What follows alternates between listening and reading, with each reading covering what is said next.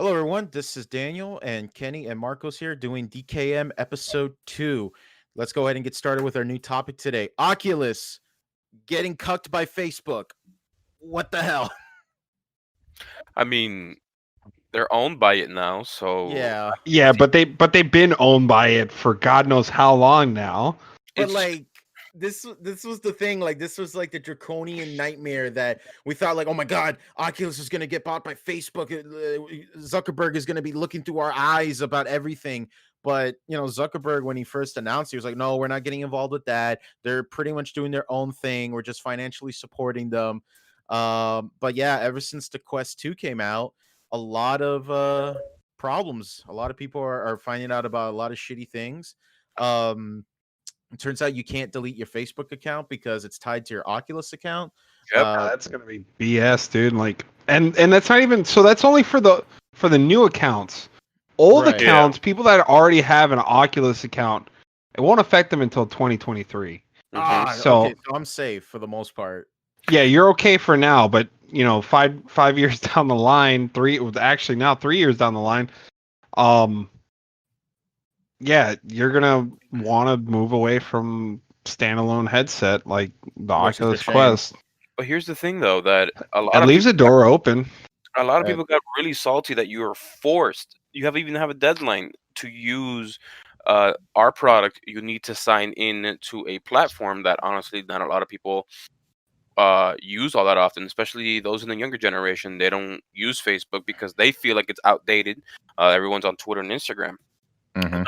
So a lot of people obviously share their negative opinions on it. And to tell you the truth, it's one thing that PC has over console is the ability to be free, the ability to do your own thing the way you feel like doing it.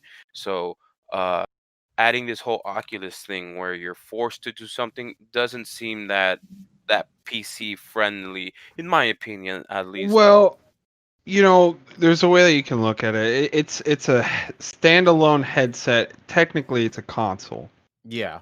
It's its own So platform with its own infrastructure and everything. just Uh like an Xbox, just like a PlayStation, or just like Nintendo, if you delete your account for good, you lose all access yeah. to the stuff that's on that account. Right, Well, right. I wouldn't know about all access, but like I, especially with the newer stuff where if you want to buy a game, it's connected to a certain account. Right. Now, like with the Switch, if you want to access a certain save file, you need to be logged into a certain account. You can still play the game if you have it uh, physically, but all it takes is just, hey, I don't really care about the save file. I just want to play the game. So honestly, it's a lot of give and take. Um, VR headsets aren't really the things for me because I get way too hot in them, so I get way Mhm. too uncomfortable.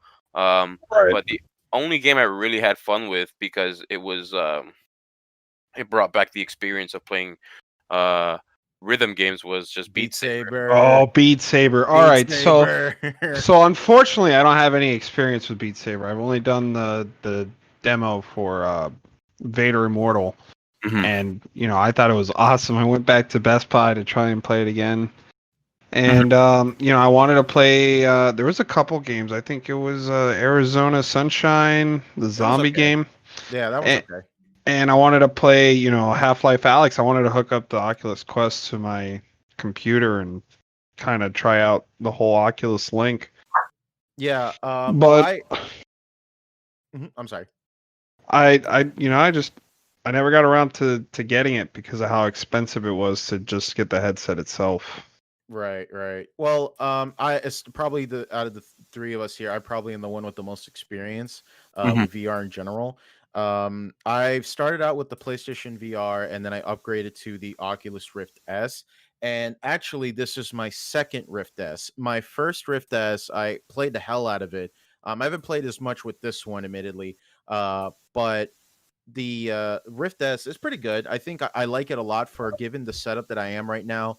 I don't really have space to put up like lighthouses everywhere, and it's more of a pain. Plus, the fact that the cheaper price of the $400 headset compared to at the time, which was the original HTC Vive. The newer one apparently is really, really bad. I heard nothing but horrible things about it. Hmm. Um, so admittedly though, as a Rift S owner, as you guys know, there's the Quest 2 and there was the Rift S and the Quest. Between the two products, definitely the Quest was the favorite child. Because the Rift S had its problems. Like I said before, my Rift S had issues where I started losing tracking, or my signal was getting all fuzzy. Like it would give me like a starry light effect, and it drove me crazy because I couldn't even Oh, take screen door effect. no, not screen door, not screen door. It's kind of like when you're overclocking a graphics card and when you turn it up too Get high, artifacts. yeah, you start getting artifacts. There you go.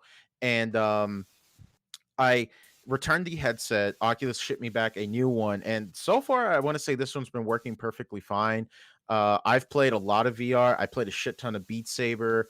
I've also played a lot of Five Nights at Freddy's VR. Which, in all honesty, though, if you ever just want to play one FNAF game, it's probably just Help Wanted, because that game is literally the perfect Five Nights at Freddy's experience. Hmm. Um, Now, admittedly, though, I was very interested in the Quest because anybody who's ever tried VR or ever owned VR was always wanting to get that experience to be like, hey, try this out, because there's a lot of misconceptions or people who are just like a little too hesitant to give the product a try or to give that experience a try. So one of my favorite things to do is just invite people over and just let them try out the headset, and it's kind of cool. I played a lot of Robo Recall is another one of my favorites, and something about Robo Recall, and you guys were talking about like platforms and closed off platforms. Robo Recall and Vader Immortal are Oculus exclusive games. Now, granted, Vader Immortal, last time I checked, is going to PlayStation VR, Hmm. and uh I was interested in the Quest because, to me, like if I wanted to invite someone over to play VR in my bedroom, it's a little bit cramped, but if I could take a Quest around, I could take it to like an event or when I'm hanging out with my friends, and they could try out the headset. But Hmm. admittedly though, I never really cared for the Facebook integration. I mean, honestly though, I don't even like to go on Facebook. I only just use the Messenger app. Most people have probably transitioned out of Facebook into Twitter, Oh and man, I am such a boomer on that. I am still on Facebook and Twitter and Instagram. So I still don't have an Instagram. I primarily only use Twitter. I use Facebook mainly for the memes, but but I will say with regards to exclusivities when it comes to using a VR headset, um, I've really enjoyed on console and PC I didn't play on PC, but Super Hot. Super Hot was oh Oh yeah. really God, fun, yes, super super hot. fun. But there's an exclusive story in VR mode, where not to get too much into the game, but there is sort of like this Matrix-esque type of narrative inside Super Hot, Hmm. and you're basically the resistance in the VR mode, and you're the machine in console. And Yeah. it's telling two different stories, but it's still the fun, same fast-paced game. And honestly, it's really fun, really enjoyable. And VR gives you such a whole new different experience when it comes to a game like that, where you can. And I'm pretty sure everyone who's listening here knows exactly what Super Hot is. But if you don't, it's a game where it gives you the ability where you can transfer consciousness to the other enemies you're fighting. You pick up weapons and you start killing everyone in the area, or you're either you need to kill a certain amount of people, or you need to survive as long as you can. But there's a story. So Super Hot on the VR headsets is worth it. It's really really fun. Honestly though, like Super Hot was practically made to be in VR with its Right. whole gameplay mechanic, and just the whole Yep. visual style is perfect for it. Like I can't go back to like 2D Super Hot. Like it's just weird to me. Like I've like as soon as I got my PSVR, the first thing I did was buy Super Hot. Like it's practically a mandatory VR game to get, It's and it's a very hell of a lot of fun. it's very fast paced in VR, in my opinion, compared to console. But I will say, given all the flack that VR gets, it's a lot of, is it convenient for you? Is it what you really want? Is it something that you want to add to your roster just so you can play specific exclusive games, which is what we talked about in full in our first episode. So I will say that it is it's not something that I would go into unless I have, a proper area to do so and Mhm. comfortably. But yeah, I know you're big into it, Daniel. It's just I don't think it's for me right now. Right. No, I get you. It's fine. I mean, most to me, like I was a lot like you. I waited for VR to be a little bit more commercial. I remember hearing about the Oculus dev kits and people were funding it and they were going all in on it. Mhm. I to me said Funny like, thing, okay, I'm sorry to interrupt, but I had a prototype that somebody had brought to school. One Oh mm, of yeah. the, it was an, I think it was one of the alpha models, and the DK kits, the development kits. yeah, it was awesome, dude. Just Yeah. being, I But I mean, it don't think was, there was a lot of software back then to have VR. Like I think most of it was just at most tech demos or maybe like pre-existing games, just adding a fisheye lens. Like I remember earlier in the day when FNAF 2 was a thing, well, still is a thing, but was the new thing. I remember just the idea of like, man, what if you could like put on the headset while you're wearing the Freddy mask to give it that like kind of simulation? Which, by the Uh, way, that I'm telling you, like FNAF 2 in VR, the feeling of seeing the animatronic standing over you while you're wearing that mask is really cool. It's really, really cool. mhm. yeah, I mean, so like, I played, it was a horror game where you were running through hallways and stuff. It was funny because, you know, Outlast. crappy. I don't know exactly what the name was. I just know it was really crappy because we were playing on school hardware. Oh, Oh. So it was like 15 frames a second. jeez, Everybody that would have was, given me bored about me playing because I was so good at it already. And, watching other people play, they freaked out and they were screaming and hollering. I don't know. It was just fun. Mhm. So, this kind of brings me to my next segue with games. What do you guys feel about Cyberpunk? Well, obviously, CD Projekt Red is God tier? getting not. I wouldn't say top tier. I was going to go into, but I agree with the top tier compliment. But I was going to go more into the obviously given how great they make their games, how consistent they are, how user friendly they are too. That people tend to really really enjoy them, which is why you can even look at the whole Keanu Reeves effect where he was doing all this nice stuff. People started learning about his history, and people started loving him even more. And funny enough, Keanu Reeves is going to be in Cyberpunk. So I think that's a win-win for everyone. But he's pretty much the poster boy of the game at this point. basically, Poster boy. He's the Johnny. He's the where like everybody's been seeing these ads. Where's Johnny? Yeah, Kind of like The Shining. I mean, it's right. kind of it's gonna be like Keanu Reeves Cyberpunk 2077. but here's the thing. Yes. CD Projekt Red did an excellent game with The The Witcher 3. Witcher. Yep. I've Yeah, played Just The The Witcher. Witcher I played The general. Witcher. I played well. The Witcher 1 wasn't so easy on the eyes and physics. Witcher 2 did it's a lot aged. more. It's aged a It's bit. definitely aged. But if you compare Witcher 1 to Witcher 2, there's not so much like there's a lot of huge differences, but it still feels like the OG Witcher games. But if you compare Witcher 3 to Witcher 2, then it's a whole different game. It's a game that I think will age super well, and it's just CD Projekt Red really, really put a lot of love and effort into The Witcher 3, which is why I give them a lot more respect in contrast to Bethesda.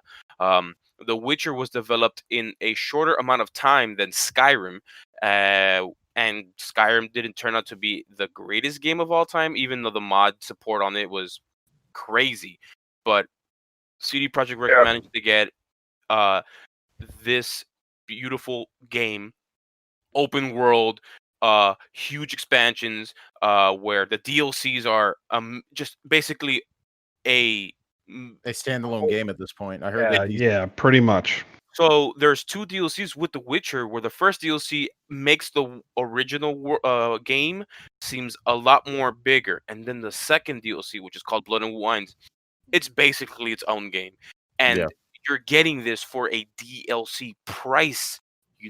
A lot of game companies can learn from this, but people tend to be greedy, which is why CD Projekt Red, and I'm looking forward for Cyberpunk because obviously they're not gonna extort you for No, um, and every they little thing.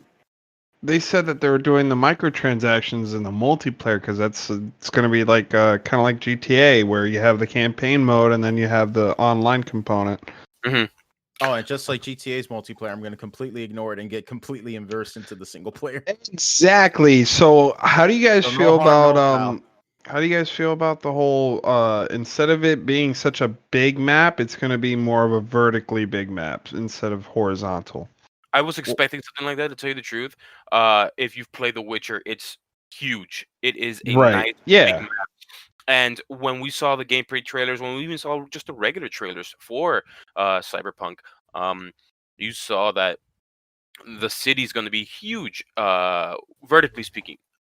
So I'm looking forward to that. Obviously, with all the technology and all the abilities to um, transverse in order to like close the distance between you on the ground floor and the 200th story building.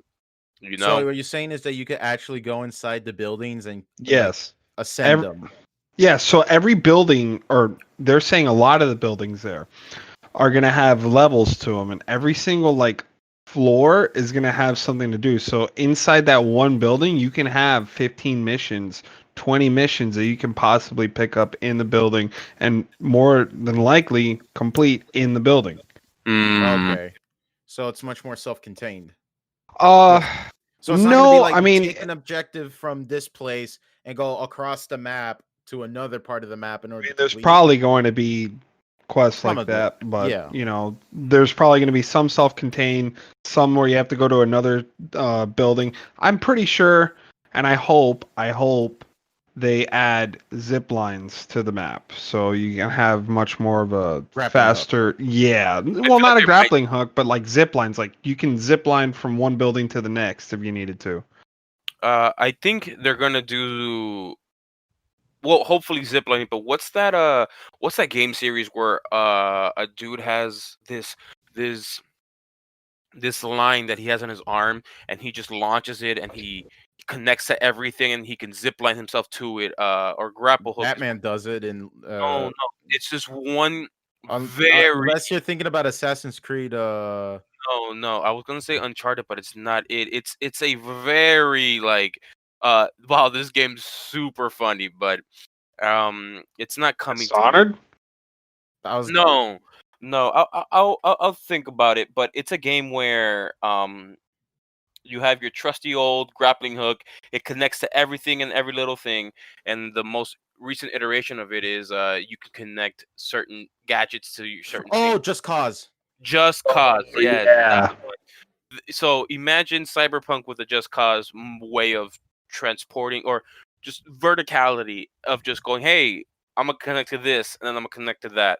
I don't Yeah. think so, but I'm pretty sure Yeah. they're gonna add a I, mode of flying in Cyberpunk. right. I But think the zip line idea would make sense in the city, in my probably, opinion. I probably. think they could work. Also, Yeah. Um speaking about CD Projekt Red, and if you own The Witcher 3 on anything, they're gonna Mm. give you for the next gen consoles. I'm Yeah. not sure about PC, an upscaled version of the game for free. And I'm like, Oh yeah. Yeah, they're doing the whole upgrade, like the Xbox Series X and S upgrade for free. yeah, they did say that. Actually the best thing about this Cyberpunk 2077, this is going to be my first CD Projekt Red game. I've never played The Witcher. I don't think Oh I've ever wow. played any of their games. I heard nothing but great things about them. Yeah. I just never gotten around to ever playing The Witcher, and I do own them. I don't think I own Witcher 3 though, but I do own Witcher 1 and 2. Oh, But I'm just more excited about Cyberpunk cuz much my dream game at this Wit- point. So I'm really Witcher excited for it. Witcher 3 is definitely one of those games if you're gonna take seriously to be immersed in it. Me being the sweatlord that I am, I like playing video games in the hardest difficulties. So I play The Witcher in the hardest difficulty, which is Death March, and it's yep. fairly okay when it comes to combat, if you know how to go around it. But the thing is how CD Projekt Red really did something very special when it comes to difficulty is the harder the difficulty is in the game, it also affects how much EXP you gain. Mm. So it really pushes you to do side missions. And then when it comes to you doing easier difficulties, and because Right. of that, on my regular playthrough, I have like 220 hours, and I'm halfway through an NG Plus run, which I haven't touched in a couple months, but. It's a really great game. It's really nice that you can shape the world you see fit. And one thing I love about The Witcher 3 and the way CD Projekt Red really does things is obviously everyone tries to look for the best possible scenario out there that benefits both you, the player, and the environment as a whole. But in The Witcher 3, you have to pick the lesser of two evils. You know, you Yeah, I have was to about to say, like, does The Witcher's morale system, does it like dummy it and boil it down to the good boy option or the bad boy option? well, it's very nuanced. And I know we're talking about Cyberpunk, but The Witcher 3 and how CD Projekt Red really tackled this was in such an amazing way, where there are good endings, quote unquote, but the Right. negative effects are just as bad in relatively when it comes to certain outcomes. So, spoiler alert. There's a city called Novigrad, and you can choose either to save the wizards or not save the wizards because they're being persecuted by the government that's there because they don't like magic casters. You can Mhm. save the magic users because the first things you see when you enter the city of Novigrad is um, wizards, special creatures like shapeshifters getting killed. So if you save the wizards, the city turns their hatred towards dwarves, elves, all that stuff. But if you Yeah. don't save them, everyone still hates wizards and persecutes them. But eventually, they'll lead on to the hatred and bigotry towards these other people. So the moral system is very interesting in how CD Projekt Red really implemented, and it makes you really think on how you want to shape your world. So I'm really excited for Cyberpunk. Yeah, I They wonder how keep they're So am gonna do I. that with a cyber with the setting. Like, how is it gonna be affected? Like, Oh is it man, gonna I'm be more like a moral thing? Is it gonna be more like how people react towards you? Are you really gonna affect the world itself? all the Um, sounds of it. It doesn't seem like they're gonna add something like that. I think it's gonna be more of your reputation with yeah, I don't your think it'll scale that clan. big. You know, with The Witcher, Yeah. more a little bit more simplistic. You know what I'm saying?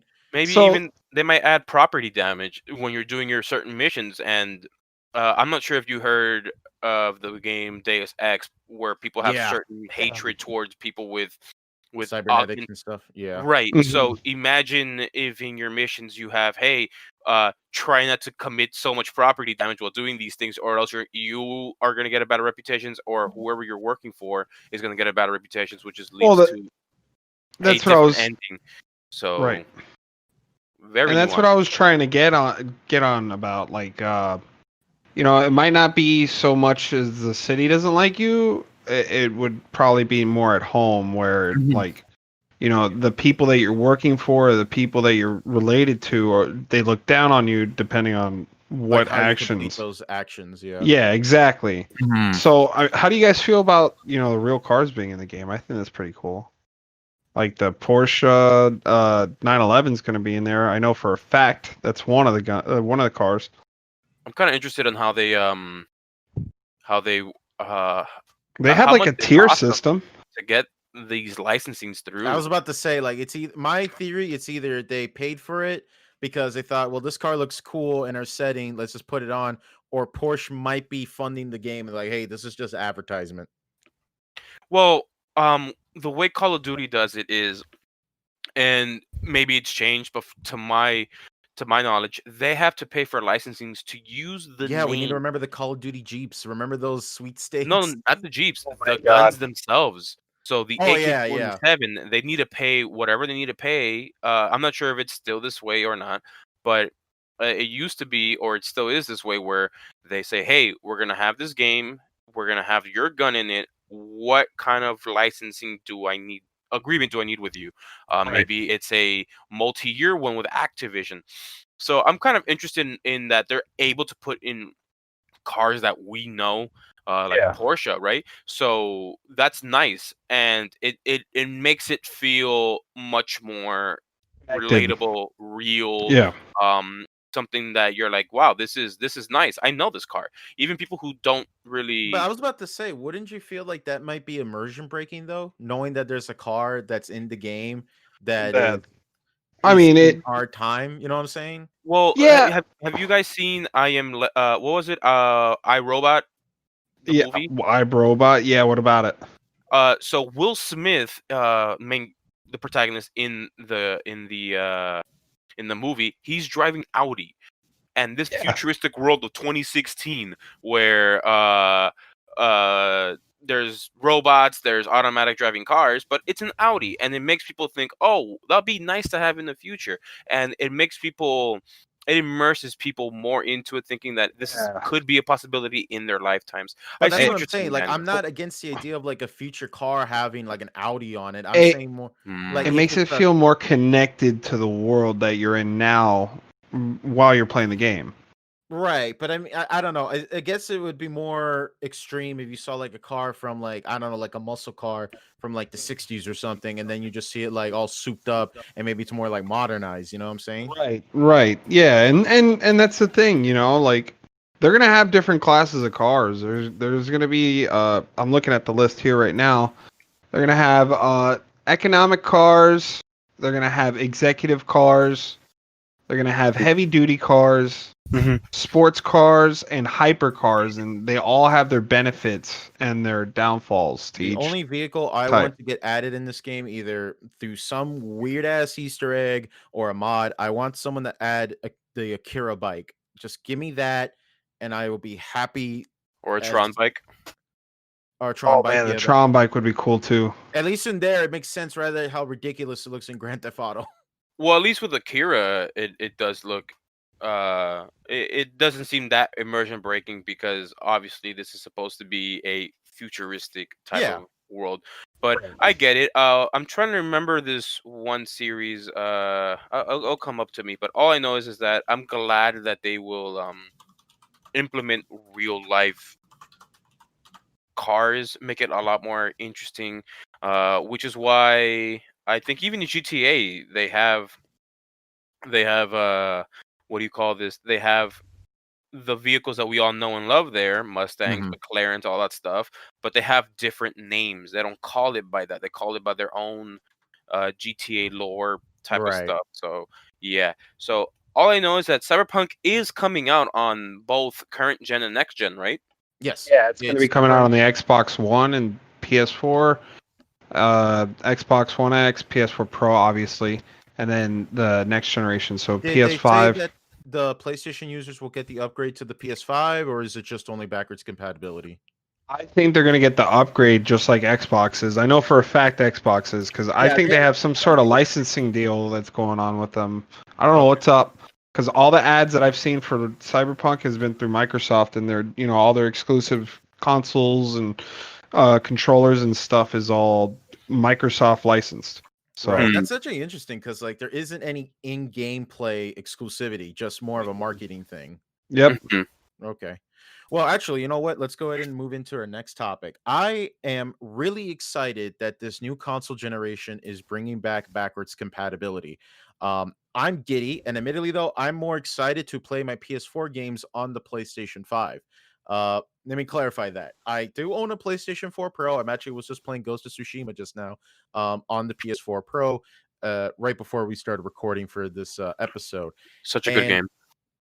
it's great. I really love the game, but I was more interested the fact that more and more games are being confirmed to be playable on the PlayStation 5 because we're not going to have to do that awkward waiting period of like, okay, is the game going to be remastered again on PlayStation 5? It's just no, the game that you bought already on PlayStation 4 is going to be playable on the PS5. And according to some community tab on IGN, they already confirmed that Ghost of Tsushima will run at 60 FPS on the Mhm. PlayStation 5. Now, don't get me wrong, I love this game, but fuck me, dude. When the game is very timing focused, you really need a good, consistent frame rate. I'm playing the son of Mhm. a Yeah, bitch this is true. on a PlayStation 4 Pro at 1080p, and I'm still getting frame rate drops. And it's really annoying when I fuck up the goddamn duels or the moment where like you have to pull the sword out when the about to attack you. It's just there's moments where I'm like, I literally let go of the button, but the game didn't count it, so I would still get hit by it. It I'm doesn't happen glad often, but it does happen. I'm glad you transitioned to this specifically, because um companies like CD Projekt Red, um Insomniac, and what's the studio that made Tsushima? Sucker Punch. Sucker Punch. They are It's just such very a good company. right. They are such a great consumer friendly studio, and obviously with Tsushima, I'm not sure if any of you guys know, but they're releasing They released free co-op. They Yeah, I still want released, to try it. I Oh still really wow. want to try I it. didn't they know that. basically, I That I came don't out of play. nowhere. dude, they basically released a whole new game Right. because it's new missions, new areas with 4 new characters, and you can play co-op with your friends. Obviously, you need to Yeah, find that's support, awesome. but it was absolutely free. No one asked for this. It was just like, hey, this is what we're doing. So, Just completely blindsided. and honestly, stuff like that, which is why I think Sucker Punch, Insomniac, who developed the recent Spider-Man 2018 game, and CD Projekt Red with Cyberpunk and Witcher 3, I'm pretty sure they're going to be super consumer friendly when it comes to reverse compatibility and cross-gen stuff. Um, you could see other companies where they're not so nice, like EA and Activision. But all I know is that My only gripe is that Insomniac, I don't know if they confirmed this. It's a little confusing the way how they worded it, but Spider-Man Remastered on PlayStation 5 apparently isn't going to get the save transfer, but Miles Morales will. Last time I checked. Wow, that's they, crazy. they said they did. They say they will have it On if I both. remember Mm. correctly. So I'll find the link for you, but I remember reading it last week. I was talking to a friend of mine who he is a super Marvel comic nerd and everything involving Spider-Man, he's on it. And I told him, "Dang, dude, we were talking about it a month ago where when this news first came out saying, dang, you can't transfer your saves." Well, apparently Insomniac heard this, and now apparently they fixed this issue where you can transfer your save data. Uh, I'll look it up and I'll send you all the link, but I'm yeah. pretty sure they fixed this issue because Yeah, imagine losing your progress after playing the game after 100 plus hours. that's fine. So I need to replay the game anyways. I still haven't even done the DLC, so I'm just gonna get the PS5 remastered. It's worth it. the only thing I don't like about PlayStation's move for backwards compatibility, um, I want to say like Xbox the way that they're doing it's very consumer friendly. Unplug your old external hard drive, plug it in, boom, it works. No, you could do that on Uh, PlayStation. okay, Yeah, but you could do it. right. So, but here's the other thing. Like, let's say you had a digital one and it was downloaded straight onto your PlayStation 4. The way you have to re-download it, you have to go into the store, look up the game, and then re-download it through the store. Instead of just logging into your account, going over to wherever all your game library is, and just re-downloading. Oh, I let me interject not real quick. sure. Let me double check that because I need to double check. I think that's. Let me see because I'll I look had into read a it. tweet about it.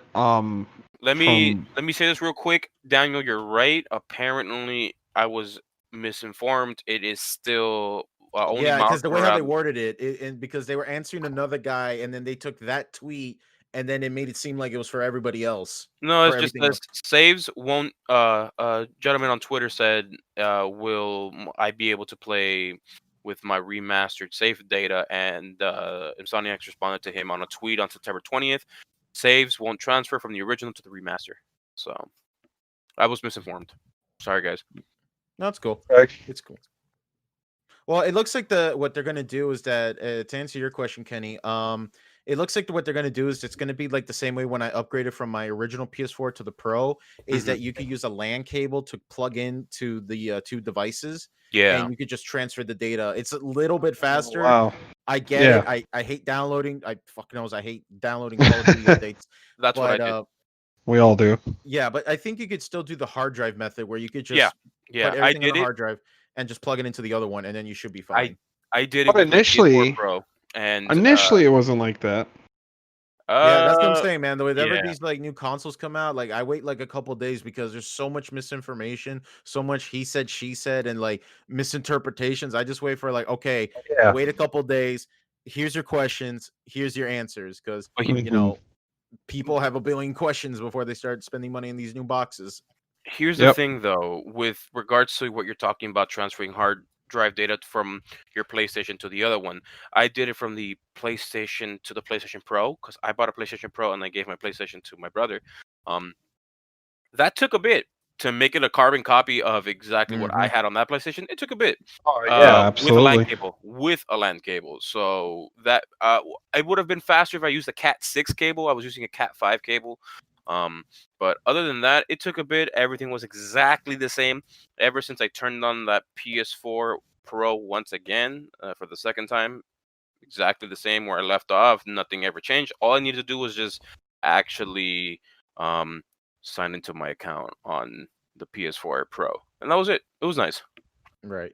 So yeah, I'm very happy about this new backwards compatibility. I think that this will be the generation we finally don't have to wait around for HD remasters, because at this point, like, they're kind of redundant. You know what I'm saying? Like, Mhm. Absolutely. because, like, Absolutely. what do you go from? Okay, you went from a PS2 game to a PS3 collection. Okay, it makes sense. Up the resolution. Don't fuck up the port, Konami. Yep. You know, Nice. but it's Nice. funny because they also didn't fuck up the goddamn Metal Gear Solid collection, but that was Blue Point Games. Thank you, Blue Yep. Point. Yeah, I'm sorry. I just saw the Silent Hill collection on sale, and I was like, yeah, I don't want that. I don't ever want that. Anyways, I just think it's more redundant. Like, how do you remaster the game again on PlayStation 4? And it's like, well, fuck it, just play it again on our newer box. I'm like, okay, cool. So now my PlayStation 4 has also been upgraded to the home Blu-ray player, which is also what the PS5 is going to be for me. It's going to be my first 4K Blu-ray player. Um, because I've been really interested in media consumption lately. I haven't been playing video games this week. I've been watching a lot of TV and movies. I just recently picked up HBO Max because I really want to watch South Park all of a sudden, and it's no longer on Hulu. So I went ahead and I picked up HBO Max because South Park's on there, which they also have Fresh Prince of Bel Air. But the weird thing is, I think it's on Netflix in the UK, so you have to use like a VPN if you want to watch it Oh on wow. Netflix. But anyways, um, the reason why I bring up the whole Blu-ray discussion is that I recently bought the Batman animated series and the Batman Beyond animated series on Blu-ray because they were like cheaper than if it was if I wanted to buy it digitally through Vudu. I think if I wanted to buy Batman animated series like through Vudu just to get the digital copy, it would have been like $90. The Blu-ray set with a digital copy was like less than $40. So I was like, well, shit, I'm just gonna go ahead and buy the Blu-ray and just get the digital code. But then I started looking into like all these things where it's like, well, technically speaking, streaming services, especially when you're using like a 4K TV like me, given the internet infrastructure, including data caps and really outdated wiring, um, a lot of streaming services do not output the best bit rate, especially for 4K content, if they even offer it in the first place. Like Netflix, you have to pay extra to get 4K Yes, content. exactly. I was going to tell you Like a that. lot of streaming services just flat out don't offer it. The only one that actually gives it to you for free is Disney Plus, because and speaking about Disney Plus, I'm really excited for The Mandalorian season 2. Oh, speaking about that, I mean, they made a Mandalorian Xbox 3 or Xbox One controller that Looks neat. looks pretty sweet. I mean, it's $160 because you get the charging stand with it as well, so it's a complete set.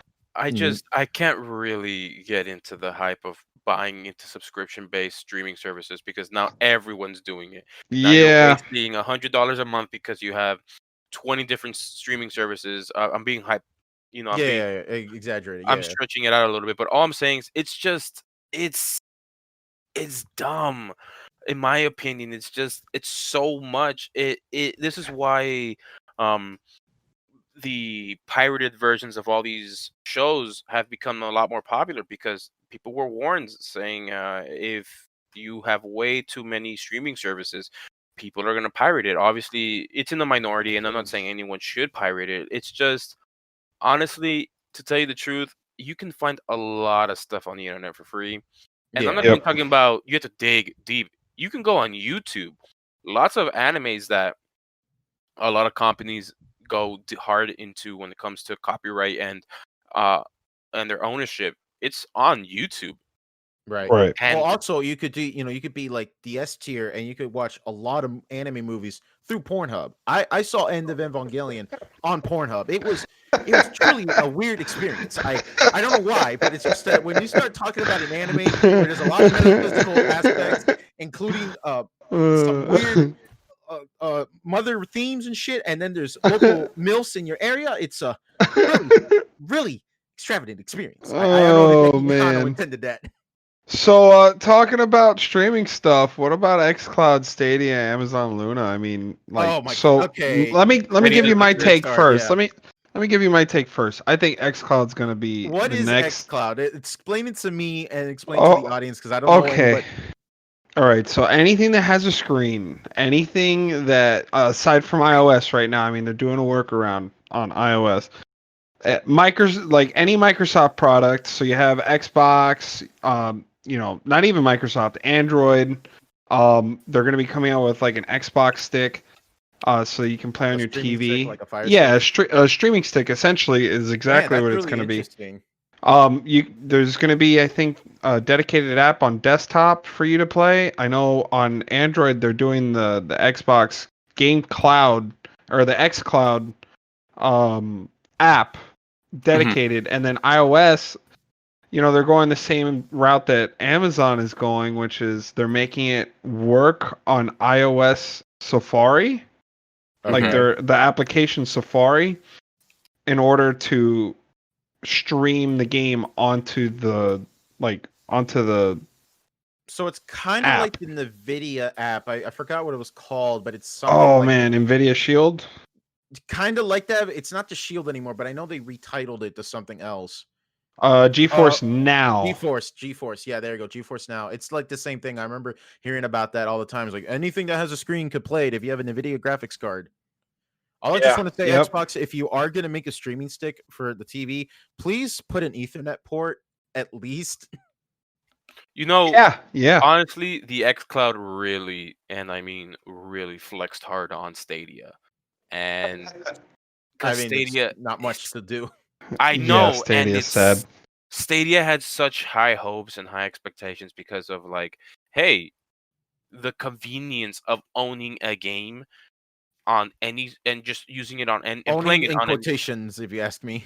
Right, right, you're right. You own the key that allows you to play it, Yeah, but Yeah, you're on the one string of text that completes the game. right. basically. So I will say that it was something I was looking forward to because Right. it still feels like the future of gaming, but Xbox really just said, They put a nail in the coffin there, and they I made a bold "Mhm." statement and pushed themselves onto the market and have really No, emphasized the nail in the coffin on xCloud. Stadia was Stadia themselves, but that's a different. That's a I different. mean, I don't know when the president starts the introduction saying, "I'm not really into video games." Like, oh, okay, so we're taking it from the Sarkeesian book of text. Okay, that's gonna work So out. it's just they could have done so much better when it comes to I, Yeah. hand handling I, PR with. to me, I think that in my opinion, streaming. Now, what I mean by, let me clarify what I'm saying. Meaning that you don't own the game, you don't have it downloaded, it is playing through a server from somewhere else being streamed to your TV.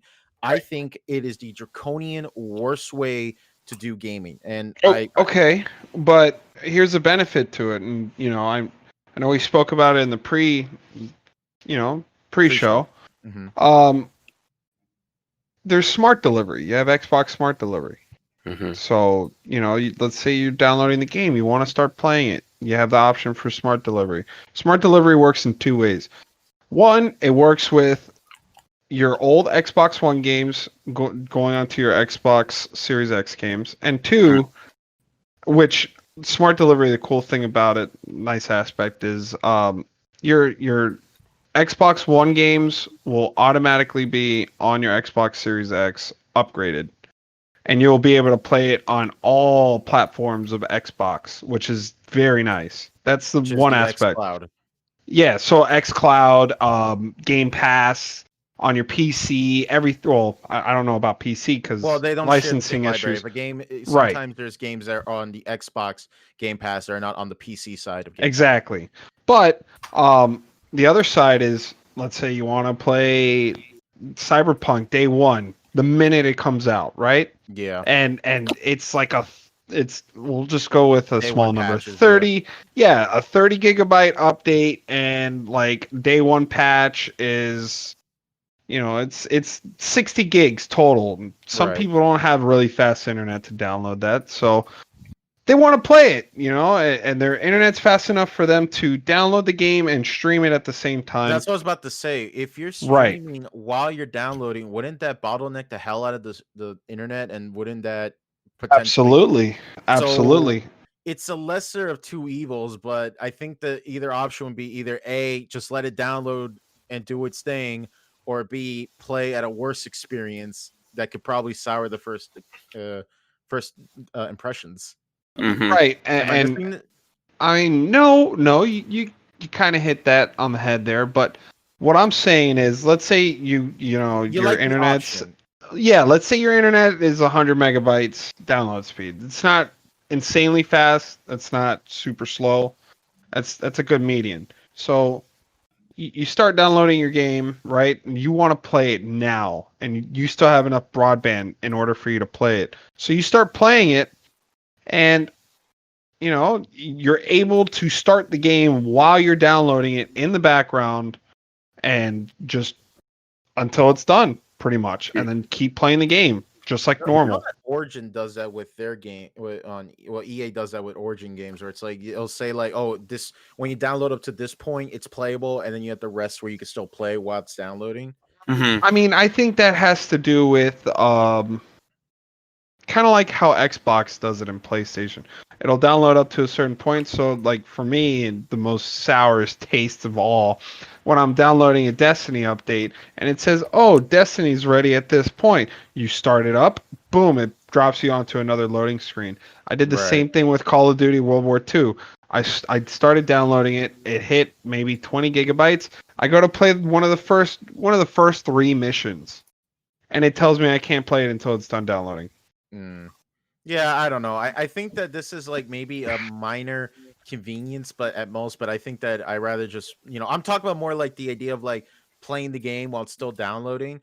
I Mhm. get the appeal of it, but I feel like that there's too much up in the air where it could be like problems, and also just the idea itself, just game streaming. Now, my experience with game streaming has been primarily through the original NVIDIA Shield handheld and the Steam Link. I actually bought the Steam Link when those things were selling out for like pennies on the dollar, and I was really I wanted excited. to get a Steam controller.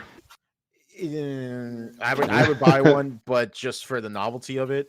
Um, the Steam Link experience, I was really excited for it because, as you know, if you go to my room is pretty much like meant to just be me playing video games. It's not very roomy to have people coming over to play video games. And Yep. at the time, I was completely into PC, so I didn't have a Switch, I didn't have a PlayStation. I couldn't just unplug a system and put it somewhere else.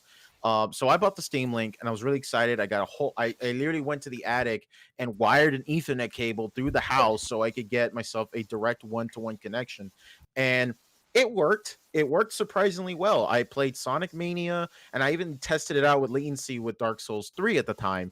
And it was okay. It was fine, but there was that slight bit of input. There's that Yep. feeling of like there is, because the thing is though, the idea of streaming video games, just even back in the day with On Live, it's just when you explain it to me, it's like, okay, streaming music, you stream a audio file through the internet to your phone or whatever device. Movies, it's the same thing. You stream a video file and an audio track, that's it. But with video games, you have to put input into everything. You don't play with the Roku remote on Netflix. You play with a controller on a console or a PC, or a mouse and keyboard on a PC.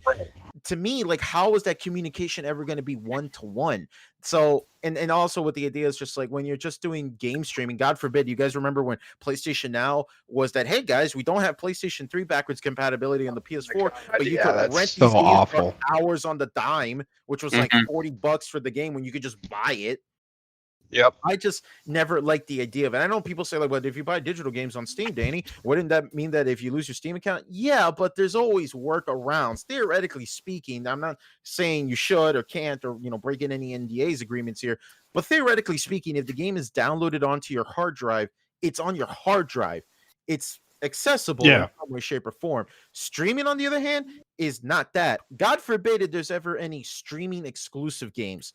If that service goes out, whatever reason, that Oh game is gone. no. It's Yeah. dead. Mm-hmm. Like, look, hell, I could give you a perfectly good example. Back in the 90s, Nintendo had this genius idea called the Satellaview, where I'm pretty sure you guys don't even know about this, where Nope. Probably not. remakes of the first Zelda game and other games too, where it was completely, you had to download it through a satellite. Now, Oh my guess what? gosh. Yeah, and it would be downloaded into the cartridge. And God forbid if you deleted what was on the cartridge back in the day, that cartridge is a paperweight at this point. But Mhm. if you go to conventions and that cartridge still has that game still installed, that game is worth a lot of money now. Now, thankfully, through modders and hackers, they figured out a way to make it into a single ROM, and they did put it out there on the internet. And at least they told Nintendo, because Nintendo watchdogs are out there. They said that if the game ever gets re-released, or Nintendo themselves says, "Hey, you got to shut this down, we will take it off." That's a perfectly good example. Hell, let's even put up Scott Pilgrim versus the World. I'm excited that that game got re-released. I personally wish I would get a physical copy release. That's a perfectly good example. There was so many games in the PS3 days and the Xbox 360 days that were just digital only, and you couldn't download them. Hell, even PT, going back to Konami. Oh man, I was so upset when they got rid of that because I had deleted it and I Like, couldn't it was download it insane. again. Like they completely, not only did they cancel Silent Hill, They shit the bed on that one. they also canceled the any possibility of Silent Hills by going out of their way to delete the game off the store and the servers. Mhm. Now Yeah, you're and they basically- got rid of the company too. Yeah, fuck it, video games. They got rid of the Konami said, whole "Fuck company. Video games. We want to make pachinko machines." Sounds about right. Yeah. Yep. Yeah. So here's a physical version of that. Blockbuster. Does anybody remember that? Oh yeah. Oh, You could rent just out a little thing. Blockbuster and, Go ahead. you could rent out a Blockbuster in Yes, the last ever blockbuster that's out there right now. The last. Oh yeah. you get it, like, all 90s Kentucky. tacky and shit. It looks Yep. all fucking tacky, and it's like, oh boy, let's Honestly- put on that new Will Smith movie. Hell yeah, Will and Honestly, Nation. I want to buy some of their merch that they got. It looks real nice. So I'm really Shit, thinking I could have about bought the mop they were selling for the pennies on the dollar. it. That's what They I'm were saying, that dude. desperate Oh selling man, their yeah, shit. yeah. So the thing about Blockbuster, so going back to how digital distribution goes, Blockbuster was physical distribution to an extent, but you were renting the game kind of like PlayStation now. Only Mhm. thing is, once the place closed down and you were still holding on to that copy of whatever movie you decided you wanted to hold on to because you forgot it in the back of your drawer, it was now yours. No, Kenny, that's theft. No, that's No, not Kenny. theft. Kenny, If that's the theft. company closed down, You need to who do you return give it. it back? Kenny, This this is theft. store that's no longer around. Kenny, that's theft. What? It's never yours to be. It's okay, Kenny. One time I got a Kirby Right Back at You DVD on Netflix, and I lost it, and I got so scared that I canceled the service when I was a kid. Oh man, then remember I signed the video games that you can rent from Blockbuster if you wanted to Gameplay? try out a Gameplay? no from Blockbuster. Paper Mario Gang, baby. Oh man, I played what was it? Billy Hatchet, I think it was. Billy Hatcher. Hatcher, that's what it was. Billy is Hatcher. the serial killer reboot. Oh boy. So Oh, Billy He's actually Billy the kids Hatcher. in the eggs. I Oh, accidentally no. traded in the wrong game or traded back the wrong game. And I kept Billy Hatcher. That was one of my favorite games, getting the golden egg and hatching that. There was Oh, actually, I man. could give another example of that, actually, because you brought up Blockbuster. There was Final Fight Guy.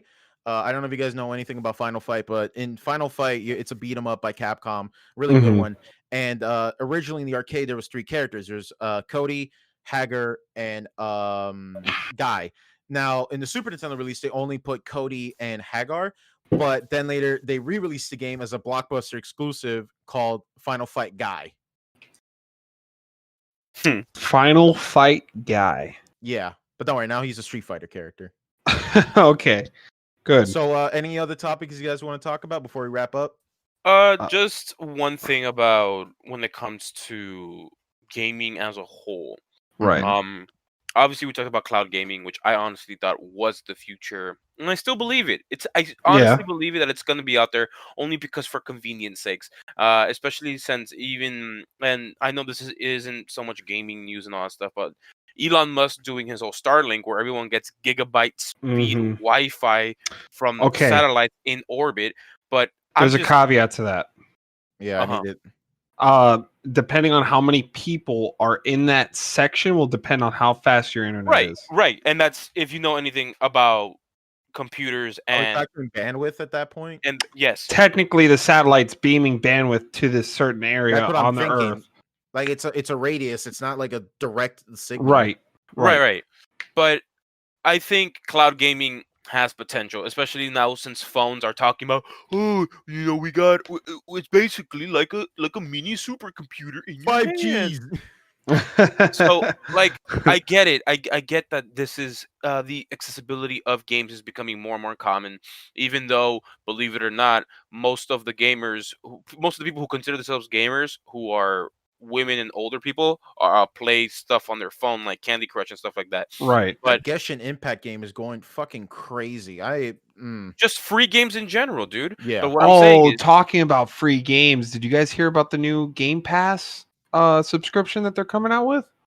no, elaborate. So now we have Game Pass, we have Game Pass Ultimate. We're gonna have Game Pass Platinum. More subscription. Platinum, what it does and what it is, it's going to allow you to get the newest Xbox hardware when it comes out, no charge. Xbox hardware. That's the monthly subscription thing, right? Where you Yes, Xbox yes, and and here's another thing: they're talking about putting Game Pass on Android phones and Switch, Mm-hmm. and on PC. Well, I mean, it's already on PC, but they're talking about here on this tweet, I'm reading from Xbox News. It says Phil Spencer on Game Reactor. When we say we're playing on Xbox, it doesn't mean on an Xbox console. It means somebody who is logging in and playing a part of our ecosystem, whether it's first party or third party. And it could be on an Android phone. It could be on a Switch. It could be on PC. But They're even talking about bringing Game Pass to fucking PlayStation. But okay, you see, and that just makes me just prove my point. The whole future of gaming and how accessible it's going to be to the public, to the point where someone can just be like, "Hey, you want to try a free trial of the subscription-based model of gaming?" And someone, be like, yeah, sure, whatever. And guess what? Now they're playing a whole bunch of games. They're playing The Witcher. They're playing all this, and they're like on their phone. And this is obviously, I'm not talking about what's going to happen right away. I'm just saying it's going to be the future, which is why I think cross-platform gaming is going to be a thing of the future as well. Yes, Yeah. please. Because I get why companies don't want to do it. It's not smart to do crossplay. However, if you want to make your game as big as you want it, like in Call of Duty Warzone, you must have crossplay enabled in order to find fast matches efficiently. So stuff like that is, I think, in the future of gaming is what needs to be considered from here on forward. Cloud gaming seems to be something that is going to take gaming as a whole to a whole new level, because honestly, speaking about Call of Duty, Modern Warfare is a quarter of a terabyte, and I had to delete a good amount of games just to keep playing it.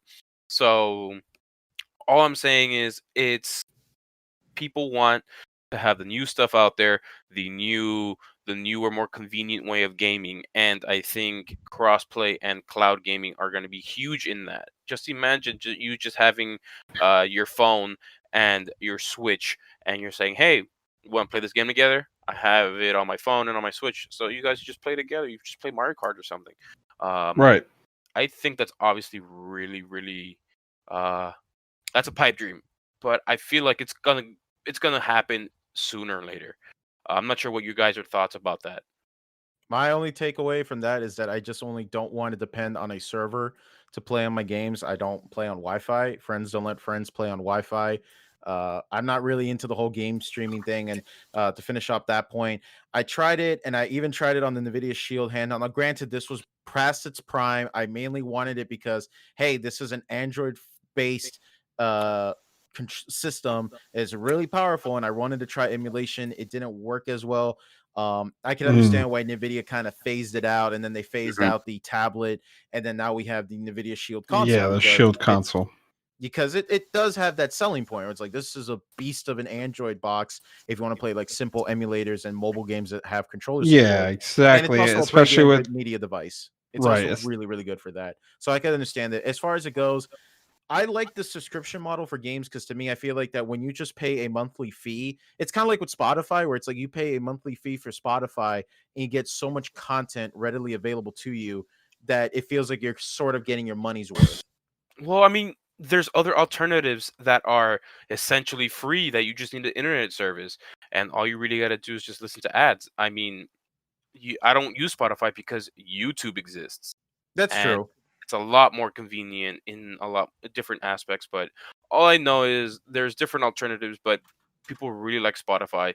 I have my own gripes with them, but all I know is that um, there are free alternatives. There are better alternatives, in my opinion. Right. So yeah, I agree with you with that. It's just as long as it's done right, because Yeah. Spotify is obviously doing podcasts and music right. Yep. So Right. as long as they do it right, That's where then you could be Yeah. listening to our show right now. wow. All right, man. Well, let's go ahead and wrap. Kenny, what were you gonna say? No, I was gonna say that especially with the Shield having Tegra X1, I think it's called the X1 Plus now. I really want to try that really weird out of nowhere. Hey, we're gonna bring Mario Galaxy and New Super Mario Brothers in the Video Shield. Like, I want to know more about that. Did you guys know Oh about yeah, that? that's cool. No, I didn't know about that. No, In China, it's only China. ew. They came out of nowhere. They said we're porting Mario Galaxy to the Nvidia Shield. That's cool. What? Yeah, That's cool. That's cool. I'm not gonna lie, that's pretty it cool. just came out of nowhere, and I'm like, can't. Well, I don't think it has to it's do gotta- with like the Joy-Con support that's on Android. I'm just thinking about that picture of the blue Master Chief. Where it's like, wait, that should be legal. Oh man. But yeah, I mean, I think cloud gaming is going to be it's going to be part of the future. I'm not going to say it's going to take over consoles Not yet. Not and yet. PCs. Well, It'll we definitely get never our take internet over better. PCs. But We yeah, can see I digital mean, gaming is overtaking physical gaming. absolutely, and that's going to be the way of the future is digital distribution. That's why GameStop's getting into it. Right. Yeah. All But right, yeah. then. Well, let's go ahead and wrap up, guys. Thank you so much for listening to DKM. Thank you so much, everyone. You could go ahead and follow us on Twitter. We're all over on Spotify and YouTube. Don't forget to subscribe to our YouTube channel. We also put episodes there as well. Thank you so much, everyone, for listening, and have a good one. Goodbye.